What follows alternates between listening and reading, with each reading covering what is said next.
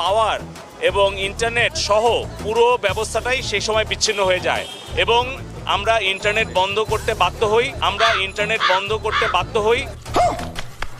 শিক্ষামূলক দ্রুত আমরা ব্রডব্যান্ড চালু করছি। বিশ্বের সঙ্গে যোগাযোগ বন্ধ ও বাংলাদেশকে পেছনে নিতে পরিকল্পিতভাবে ডাটা সেন্টারগুলোতে আগুন দেওয়া হয়েছে বলেও জানান প্রতিমন্ত্রী। আচ্ছা, ঠিক আছে। 3টা ডেটা সেন্টারের যে ইন্টারনেট যে কানেকশন সেই ফাইবার অপটিক্যাল কেবলগুলো রিডান্ডেন্সি সহ পুড়িয়ে দিয়েছে। আমরা ইন্টারনেট বন্ধ করিনি, ইন্টারনেট বন্ধ হয়ে গেছে। আমরা ইন্টারনেট বন্ধ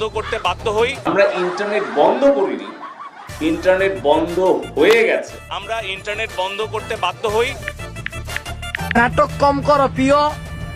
একটা মিথ্যা কথা বললে অনেক মিথ্যা কথা মানে একটা মিথ্যা কথা বললে ওইটা অনেকগুলো আরো মিথ্যা কথা ঢাকার চেষ্টা করলো ওইটা মিথ্যাই থেকে যাবে।